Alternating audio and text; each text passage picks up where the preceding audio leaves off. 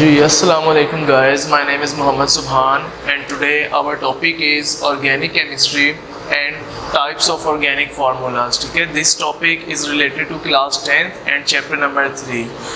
Chapter number 1 and 2 are different in nature and structure and in terms of syllabus. So we have decided that organic chemistry must be initiated.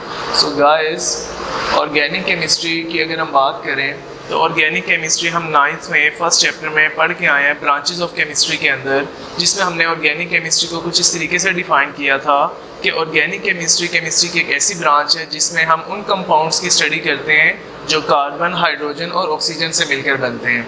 तो आज 10th class की इस chemistry के अंदर हम उस organic chemistry को detailed study करेंगे। हम इसमें ऑर्गेनिक केमिस्ट्री का जो बैकग्राउंड है, उसका हिस्ट्रिकल पर्सपेक्टिव है, उसको डिस्कस करेंगे। इसके अलावा ऑर्गेनिक कंपाउंड्स के जो मॉलिक्यूलर फार्मूलाज होते हैं, स्ट्रक्चर फार्मूलाज होते हैं या और भी इनके डिफरेंट फार्मूलाज होते हैं, इनकी नेचर पढ़ेंगे। ठीक है, इनको लिखने समझने का तरीका पढ़ेंगे। इसके अलावा जो डिफरेंट ऑर्गेनिक कंपाउंड्स हैं जिनमें top of the line alkanes और अल्काइंस हैं, इनके केमिकल फार्मूलाज, इनकी नेचर, इनके केमिकल रिएक्शंस पढ़ेंगे और इनके जो है फार्मूलाज हम पढ़ेंगे कि किस तरीके से जो है ये लॉन्ग चेन्स बनाते हैं और किस तरीके से ऑर्गेनिक कंपाउंड्स की अ लॉट ऑफ वैरायटी हमें मार्केट में मिलती है। तो सबसे पहले ऑर्गेनिक कंपाउंड्स जो हैं ये पर्टिकुलर कार्बन और हाइड्रोजन और ऑक्सीजन या इनके डेरिवेटिव्स वाले कंपाउंड्स हैं। हम इनके बारे में डिफरेंट साइंटिस्ट की जो अप्रोच है, मेंटल अप्रोच है, उसको डिस्कस करते हैं। ऑर्गेनिक कंपाउंड्स के लिए अगर हम देखें तो सबसे पहले हमारे पास 1828 से जो पहले का टाइम था, 1828 से पहले साइंटिस्ट ये सोचते थे या जनरल पब्लिक ये ओपिनियन रखती थी कि ऑर्गेनिक कंपाउंड्स जो है सिर्फ और सिर्फ ऐसे कंपाउंड्स हैं जो कार्बन, हाइड्रोजन और ऑक्सीजन से मिलते हैं, जबकि प्लांट्स और एनिमल्स वो वाहिद रिसोर्सेज हैं जिनसे हम ऑर्गेनिक कंपाउंड्स को ऑब्टेन कर सकते हैं। उसके बाद 1828 के बाद जो लेवाइजर था उसने जनरल ओपिनियन ये दिया कि ऑर्गेनिक कंपाउंड्स में भी जो प्लांट्स हैं, प्लांट से मिलने वाले ऑर्गेनिक कंपाउंड्स CHO से मिलकर बनते हैं, जबकि जो एनिमल्स हैं वो भी ऑर्गेनिक तो होते हैं लेकिन there are some different elements in them. तो उसने बात बताई कि एनिमल्स के अंदर कार्बन, हाइड्रोजन, ऑक्सीजन के अलावा सल्फर, फास्फोरस भी हो सकते हैं, नाइट्रोजन भी हो सकते हैं। ठीक है, तो पता ये लगा कि ऑर्गेनिक कंपाउंड्स के सिर्फ दो सोर्सेज हैं, एक एनिमल्स और एक प्लांट्स। ठीक है, जब ये डीके हो जाते हैं, जब ये डिकम्पोज हो जाते हैं तो उसके बाद भी ऑर्गेनिक कंपाउंड सिंथेसाइज होने का प्रोसेस नहीं रुकता, चाहे वो कोल की सूरत में है, चाहे वो पेट्रोलियम की सूरत में है या वो दूसरे मिनरल्स की सूरत में है। उसके बाद लेवाइजे के बाद जैकोब बेrzelius एक साइंटिस्ट था, इसने ये बात बताई कि जो ऑर्गेनिक कंपाउंड्स होते हैं ना, इनके पास जो भी कैरेक्टरिस्टिक्स या इनकी जो भी खूबियाँ होती हैं वो इनके पीछे एक वाइटल फोर्स होती है, एक कोहेरेंट फोर्स होती है जो कि सिर्फ इन्हीं में इनहेरिटेड होती है। ठीक है, तमाम ऑर्गेनिक कंपाउंड्स की जो प्रॉपर्टीज़ हैं वो डिफरेंट होती हैं और ऑर्गेनिक कंपाउंड्स बनने के पीछे एक वाइटल किस्म की फोर्स होती है। इस थ्योरी को उसने कहा कि ये वाइटल फोर्स थ्योरी है और फर्दर इसने ऐड किया कि वो वाइटल फोर्स वाले कंपाउंड्स जो हैं वो नेचुरली हमें मिलते हैं, इनको हम लेबॉर्ट्री के अंदर प्रिपेयर नहीं कर सकते। तो ये एक बहुत बड़ी स्टेटमेंट थी जिससे साबित ये हुआ कि ऑर्गेनिक कंपाउंड सिर्फ ऐसे कंपाउंड्स होंगे जो प्लांट्स, एनिमल से मिलेंगे, उनके अंदर नेचुरल वाइटल फोर्स होगी। और थर्ड सबसे बड़ा स्टेटमेंट इसका कि वो कंपाउंड्स लेबॉर्ट्री में, लैब में नहीं बनाए जा सकते। ठीक है, उसके बाद इस थ्योरी को, वाइटल फोर्स थ्योरी के बाद जब वक्त गुजरता रहा तो कुछ साइंटिस्ट ऐसे आए जिन्होंने इसकी बात को गलत साबित किया। गलत इस तरह से साबित किया कि इन्होंने ऑर्गेनिक कंपाउंड्स को नेचुरली नहीं बल्कि लेबॉर्ट्री के अंदर तैयार करके दिखाया। One of them was Friedrich Wohler and second of them was Kolbe. तो इन्होंने 19th सेंचुरी के अंदर फ्रेडरिक वोहलर ने 1828 के अंदर और कोल्बे ने 1845 के अंदर दो ऑर्गेनिक कंपाउंड्स लेबॉर्ट्री के अंदर तैयार करके दिखाए, जिनमें से एसिटिक एसिड की एग्जांपल बड़ी ज़्यादा कॉमन है। तो एसिटिक एसिड जो है वो कार्बोक्सिलिक फैमिली का पहला मेंबर है और ये ऑर्गेनिक इन नेचर है। इस ऑर्गेनिक कंपाउंड को इन्होंने लैब में तैयार करके दिखाया, जिसकी वजह से वाइटल फोर्स थ्योरी को गलत साबित कर दिया गया। तो आज हम 21st सेंचुरी में ऑर्गेनिक केमिस्ट्री और ऑर्गेनिक कंपाउंड्स को स्टूडेंट्स इस तरीके से डिफाइन कर सकते हैं कि ऐसे कंपाउंड्स होते हैं जो नो डाउट प्लांट्स और एनिमल से तो मिलते हैं, लेकिन आज हम इनको लैब्स में भी बना सकते हैं। ठीक है, तो ऑर्गेनिक कंपाउंड्स जो हैं वो आज हज़ारों बल्कि लाखों की तादाद में हम बना चुके हैं। पेट्रोलियम प्रोडक्ट्स हैं, फर्टिलाइज़र्स हैं, मेडिसिन हैं, ड्रग्स हैं, डाइज़ हैं, पेंट्स हैं, वार्निशेस हैं, पॉलीमर्स हैं, सिंथेटिक फाइबर्स हैं, ठीक है, आर्टिफिशियल फाइबर्स हैं, ये सारे के सारे ऑर्गेनिक कंपाउंड्स हैं। और हम जानते हैं जितने भी मैंने नाम यहाँ पे यूज़ किए हैं ये सब के सब हम एनिमल्स या प्लांट से नेचुरली नहीं लेते, बल्कि हम इनको लैब में तैयार करते हैं। तो गाइस ये इसका हल्का सा इंट्रोडक्शन था ऑर्गेनिक कंपाउंड्स का। उसके बाद ऑर्गेनिक कंपाउंड्स, अगर चूंकि ये कंपाउंड्स हैं तो इनका कोई ना कोई फार्मूला भी होगा। हम 9th क्लास के अंदर मॉलिक्यूलर फार्मूला में और एम्पिरिकल फार्मूला में काफ़ी डिटेल स्टडी करके आए हैं, लेकिन आज हम इनके mode of writing different type of formulas को अंडरस्टैंड करेंगे कि ऑर्गेनिक फार्मूलाज को किस तरह से लिखा जाता है। तो गाइस आपके टेक्स्ट के अंदर 4 तरह के उन्होंने फार्मूलाज दिए हुए हैं, जिनमें से एक मॉलिक्यूलर फार्मूला है, स्ट्रक्चर फार्मूला है, देन कंडेंस फार्मूला है और fourth one dot and cross formula है। तो ये चारों तरीके हैं आपके केमिकल फार्मूले खास तौर पर ऑर्गेनिक कंपाउंड्स को लिखने के लिए। तो हम फर्स्ट देखते हैं मॉलिक्यूलर फार्मूला क्या चीज़ है। तो मॉलिक्यूलर फार्मूला जो है guys, it shows actual number of atoms in a molecule. ये किसी भी मॉलिक्यूल के अंदर पाए जाने वाले एक्चुअल नंबर को रिप्रेजेंट करता है। मिसाल के तौर पर हमारे पास CH4 है, ये हम जानते हैं कि ये अल्केन सीरीज का फर्स्ट मेंबर है विच इज़ मीथेन।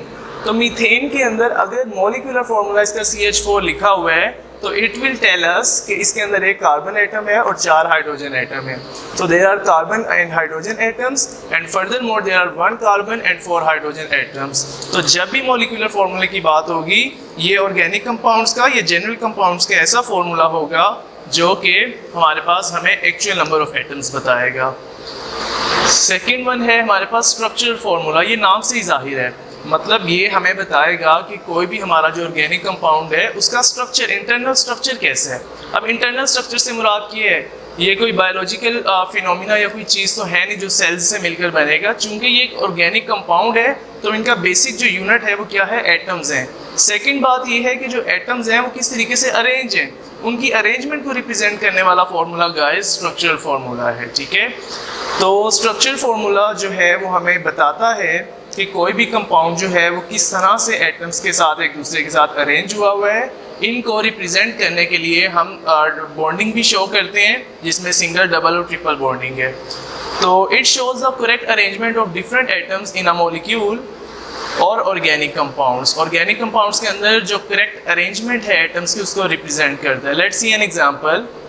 ये CH4 है, वही वाला मॉलिक्यूलर फार्मूला है किसका, मीथेन का। अब इसी मीथेन को हमने स्ट्रक्चरल वे में रिप्रेजेंट इस तरह से करना है, यहाँ पे एक कार्बन है तो यहाँ पे भी एक कार्बन है, 4 हाइड्रोजन है, यहाँ पे भी 1 2 3 4 हाइड्रोजन एटम्स मौजूद हैं। लेकिन इन दोनों में डिफरेंस ये है, ये जनरल प्रिसाइज किस्म का फार्मूला है, जबकि ये एक्सटेंसिव किस्म का फार्मूला है जिसमें हमें प्रॉपर अरेंजमेंट भी नज़र आ रही है कि कार्बन की चारों साइड्स पे सिंगल बॉन्ड है और सिंगल बॉन्ड्स के बाद हाइड्रोजन एटम्स के चारों एटम्स जो हैं वो बॉन्डेड हैं। थर्ड हमारे पास आ जाता है कंडेंस फार्मूला। तो कंडेंस फार्मूला ये है कि ये हमें बताता है कि एटम्स का जो ग्रुप है वो ज्वाइन किस तरीके से हुआ है। मतलब if there are 4 carbon atoms in a butane molecule, तो हर कार्बन एटम्स के साथ कितने हाइड्रोजन एटम्स अटैच हैं ये हमें बताएगा कंडेंस फार्मूला। तो have a look on it.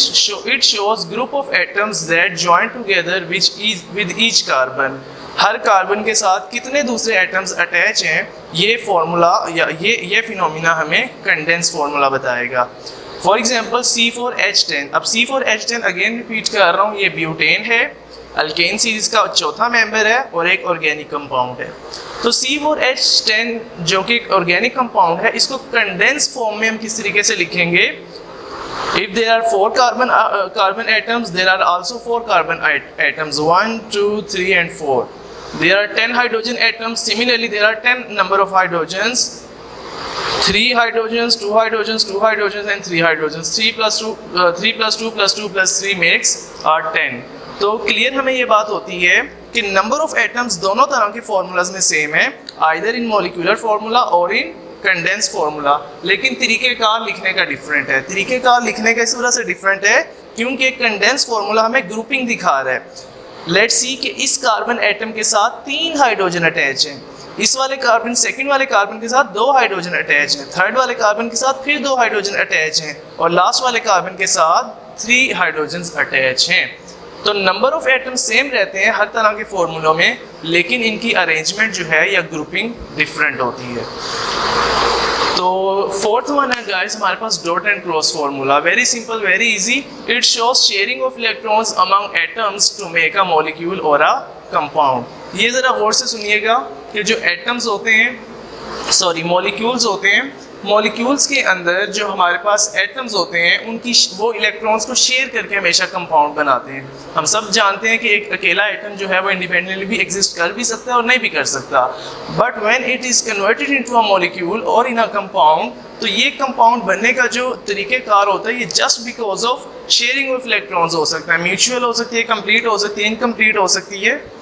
Anyways it shows sharing of electrons. ये एक ऐसा फॉर्मूला है जो आपको शेयरिंग ऑफ इलेक्ट्रॉन्स बताएगा कि how electrons are shared with each atoms that make a molecule और अ कंपाउंड। लेट्स सी, ये हमारे पास एक टोटल एक कंपाउंड है ये।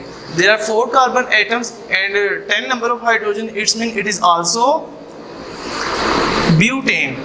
तो अब ये नॉर्मल ब्यूटेन को किस फॉर्म में शो कर रहा है? डॉट एंड क्रॉस फॉर्म में। डॉट एंड क्रॉस का गाइस दूसरा नाम है इलेक्ट्रॉनिक फार्मूला। तो ये आपको बता रहा है कि किस तरीके से कार्बन और हाइड्रोजन जो है इलेक्ट्रॉन्स को शेयर कर रहे हैं, ठीक है। तो जब आपके सामने डॉट एंड क्रॉस और स्ट्रक्चर फार्मूलाज रिप्रेजेंट होते हैं तो असल में ये आपको असल अरेंजमेंट बताते हैं और शेयरिंग ऑफ इलेक्ट्रॉन्स बताते हैं। तो आखिरी बात कंक्लूड करते हैं इन चारों मोड ऑफ राइटिंग मॉलिक्यूलर या स्ट्रक्चरल या कंडेंस या डॉट एंड क्रॉस फार्मूले से रिलेटेड कि ये चारों फार्मूले जो हैं अपनी आसानी के लिए लिखे जाते हैं। अगर कोई केमिस्ट जो है या केमिस्ट्री का स्टूडेंट जो है वो किसी भी फार्मूले को डिटेल में देखना चाह रहा है, फॉर एग्जांपल एक स्टूडेंट है वो किसी भी मॉलिक्यूल को या किसी भी कंपाउंड को मॉलिक्यूलर फार्मूला में देखना चाह रहा है, तो उसकी जस्ट रिक्वायरमेंट इतनी है कि उसको जस्ट इतना पता हो कि इसके अंदर कितने एटम्स हैं और कौन कौन से एटम्स हैं। वही वाली बात, मॉलिक्यूलर फार्मूला आपको nature of atoms and number of atoms बताएगा। अगर कोई केमिस्ट्री का स्टूडेंट है जो जानना चाहते हैं कि कोई भी मॉलिक्यूल स्ट्रक्चरली किस तरीके से अरेंज है, तो वो उस मॉलिक्यूल का स्ट्रक्चरल फार्मूला ड्रा करेगा और उसके अंदर सिंगल, डबल या ट्रिपल बॉन्ड को ऑब्जर्व करना चाहेगा और उसके अंदर अरेंजमेंट देखना चाहेगा। अगर कोई स्टूडेंट कंडेंस फार्मूले में किसी फार्मूले को लिखना चाह रहा है, तो इसका मतलब उसका इंटरेस्ट सिर्फ इतना है कि वो उस मॉलिक्यूल को या कंपाउंड को देखना चाह रहा है कि उसका हर एटम कितने दूसरे एटम्स के साथ ग्रुप में अरेंज है। अगर कोई स्टूडेंट या chemist dot and cross formula लिख रहा है किसी भी कंपाउंड का, तो इसका मतलब उसका जस्ट इंटरेस्ट इस बात में है कि वो देखे कि उसके गिवन कंपाउंड के अंदर जो एटम्स हैं और दूसरे एटम्स के दरमियान कौन कौन सा एटम्स जो है किस किस तरह से इलेक्ट्रॉन्स को शेयरिंग कर रहा है। तो गाइस चारों मोड्स हैं, चारों ही बहुत आसान हैं और आपके टेक्स्ट के अंदर ये चारों मोड्स ही डिस्कस किए गए हैं और ये एग्जाम पॉइंट ऑफ व्यू से शॉर्ट के लिहाज से भी इंपॉर्टेंट है, लॉन्ग के लिहाज से कोई बहुत ज़्यादा इंपॉर्टेंट नहीं है। बहरहाल ये बेसिक टर्म्स हैं आपके पास कि ऑर्गेनिक कंपाउंड्स किस तरीके से ओरिजिनेट हुए, किस तरह से डिफरेंट थ्योरीज इनमें आई हैं और किस तरीके से हम इनको लिख सकते हैं गाइस। तो आज के लिए इतना ही guys, take care of yourselves, अल्लाह हाफिज़।